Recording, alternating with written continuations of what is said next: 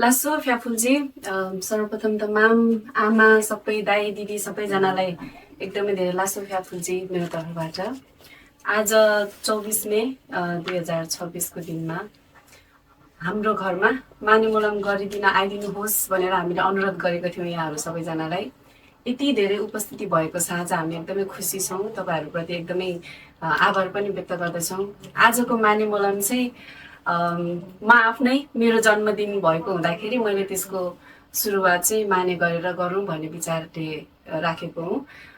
सबैजना आइदिनु भएको छ, धेरै धेरै धन्यवाद। अनि विशेष धन्यवाद लक्ष्मी दाइ र दिदी, यति टाढाबाट सबैभन्दा पहिला आइदिनु भयो, तपाईँहरूलाई एकदमै धेरै धन्यवाद भन्दै सबैजनालाई फेरि पनि लासो तुझी Om Namse Nanda Namse Lundu Pi Tase Chokye Singha Shupai Sangye Chodan Gedung Bakpi Chok Unla Saksa Daksa Tasi Shok Don Mi Galpo Chalten Dundu Gong Jampi Gempa Gedang Vanam Kunla Gopa Yasho Gapa Sen Unpo Tapa Chalbang Kalani Sense Tamse Lagong Rapi Pa Isin Jepa Chalva Tambang Ne Sensen Peke Tasi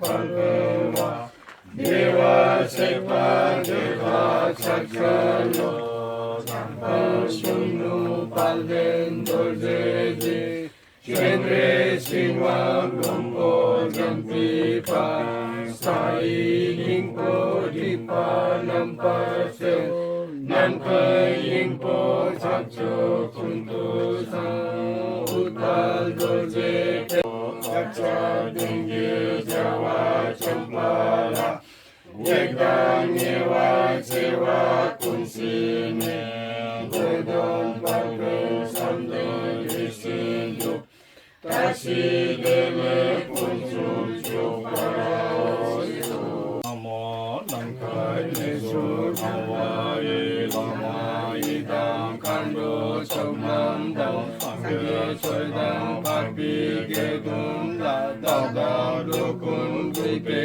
Kapsu Chodam Choki Choknam La Janchu Badu Dagni Kapsuchi Bagi Jinsu Kipi Sonam Ki Nula Pensi Sangye Duparasyo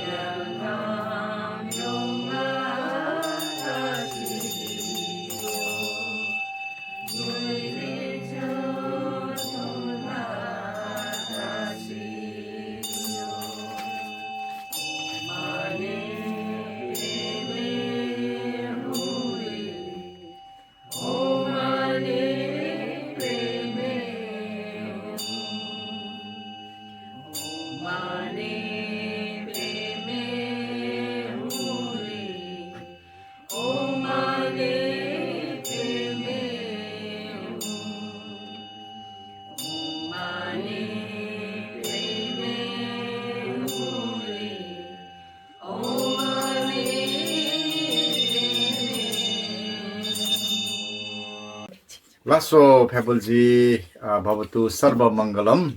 आजको हाम्रो money मलम चाहिँ यहीँनिर अन्त्य भएको छ। अहिले आज जति पनि यहाँ हाम्रो थुक्चे छिन्पो मणि छोक्पा मणिपा उपस्थित हुनुभएको छ। उहाँहरू सम्पूर्णलाई एकदम थुक्चे छिन्पो मणि छोक्पाको तर्फबाट थुक्चे छिमुला। अनि यो थुक्चे छिन्पो मणि छोक्पा चाहिँ अब कस्तो खालके एउटा यो संस्थै भनौँ हो भने अहिले केनमा हामीलाई जति पनि दुःख परेको अवस्थामा यसले एकदमै राम्रो कामहरू गरिरहेको छ। हामीलाई धेरै सहयोग भएको छ। खुसीमा त जो पनि हुन्छ, तर दुःखमा साथ दिने चाहिँ धेरै कमी हुन्छ। तर थुक्चे छिन्पो अलवेज इज देयर, दुःखमा विशेष गरी। र बुढापाखाले के भन्नुहुन्थ्यो भने बाली नाली उठाइसकेपछि पहिला छेसममा चढाउनुहुन्छ, छेसममा चढाएर भगवानलाई चढाइसकेपछि चाहिँ अलिकति चाहिँ छुट्टा राख्नुहुन्थ्यो। यो चाहिँ अर्को सालको लागि फेरि छर्नुपर्छ, बिउ चाहिन्छ भनेर, अनि मात्रै अरू चाहिँ हामीले खान दिन्थ्यो। त्यस्तै थुक्चे छिन्पोलाई पनि राम्रोसँग यसको बिउलाई हामीले जगेडा गरेर राख्नु सकेनौँ भनेदेखि पछि हामीलाई बिउ चाहिँदाखेरि चाहिँ हुँदैन है। त्यो बेलामा चाहिँ फेरि बाली उठाउनु गाह्रो हुन्छ है। त्यसले गर्दा सबैजनाले हाम्रो विशेष गरी केन्ट वरिपरि बस्नुहुने जति पनि तामाङ युवा केन्टका सदस्यहरू छ, सक्दो यसलाई लागि परेर प्रत्यक्ष अप्रत्यक्ष रूपमा कसरी हुन्छ सहयोग गरेर यसलाई हामीले अगाडि लानुपर्छ। यो कसैको व्यक्तिगत होइन। अहिलेको हालतमा हाम्रो थुक्जे छेन्पोको संयोजक मन्जु तामाङ बुरिङ हुनुहुन्छ। उहाँको संयोजक हाम्रो भान्जी सुधा तामाङ हुनुहुन्छ। त्यस्तै कोषाध्यक्षमा हाम्रो बुरिङ राधिका तामाङ हुनुहुन्छ र उहाँको कोषाध्यक्ष हाम्रो कविता तामाङ बुरिङ हुनुहुन्छ। उहाँ चाहिँ अलिक टाढो हुनुहुन्छ र पनि उहाँहरूको 4 जनाको टिमले दुःख सुख गरेर अहिलेसम्म ल्याइराख्नु भएको छ। धेरै त्यस्तो कार्यहरू टार्नु भएको छ। हेर्दा त्यति ठुलो काम नदेखे पनि पर्नेलाई मात्रै थाहा हुन्छ। त्यो चाहिँ त्यस्तो चिज जुन चाहिँ एकदमै महत्त्वपूर्ण छ र यसलाई चाहिँ चाहिँदाको चाहिँ ठाडो नचाहिँदाको घाँडो के भन्छ नि, त्यस्तो तरिकाले हामीले गर्नु हुँदैन। यसलाई हामीले एकदम वचन चाहिँ कडाइ भयो है, तर कडा वचन गरेन भने फेरि मान्छेलाई काम नै पर्दैन। मिठो बोल्यो भने चाहिँ त्यसको भ्यालु नै हुँदैन भन्छ नि। त्यही प्रकारले अलिकति मैले सानो मेसेज राखेँ। तपाईँलाई मनमा चुसुक्क पर्नु गयो भने मलाई थ्याङ्क यू भन्नुहोस्। थुक्जे छेन्पोलाई सहयोग गर्नुहोस् अनि उठाउनुहोस्। यसलाई कसरी सबैजना लागेर भोलिको दिनमा हामी कतै चाहिँ कुदिराख्नु पर्ने अवस्था नहुन सक्छ। त्यतिखेर हामीलाई थुक्जे छेन्पो छँदैछ भनेपछि हामीलाई ढुक्कै हुन्छ है। र यसलाई गुरुले हाम्रो खेनपनी मसाङबो गुरुले निरन्तर हामीलाई टिचिङहरू दिइराख्नु भएको थियो, सहयोग गरिराख्नु भएको थियो, सहयोग गरिराख्नु भएको छ। टिचिङ भर्खरै सकियो। कतिले यसको लाभ लिनुभयो, कतिले लिनु भएन, त्यो आफ्नो ठाउँमा छ। तर फेरि यसले निरन्तर पछि यस्तै क्लासहरू सञ्चालन गर्ने छ। र जति पनि अहिले थुक्जे छेन्पोलाई दृढ रूपले सहयोग गरेर आइराख्नु भएको छ, उहाँहरू सम्पूर्ण थुक्जे छेन्पो मणिछोक्पालाई म एकदम हृदयबाट नै नमन गर्दै आजको मेरो छोटो एउटा भनाइ, त्यति मिठो खालको भनाइ छैन। अर्ती उपदेश भनेको सधैँ मिठो हुँदैन भन्छ, त्यसरी नै ग्रहण गरिनु होला। लासो थुक्जे छे। नमस्ते। आज 24 तारिक आइतबारको दिन हाम्रो थुक्जे छेन्पो मणिछोक्पाका संयोजक मन्जु तामाङको घरमा आज मने मलौको कार्यक्रम थियो र आज उहाँकै जन्मदिन पनि परेको हुनाले गर्दा उहाँलाई दीर्घायुको कामना सहित यो निमन्त्रणाको लागि म केन तामाङ हुल्बाको अध्यक्ष एवं सम्पूर्ण सदस्यहरूको तर्फबाट म धन्यवाद ज्ञापन गर्दछु।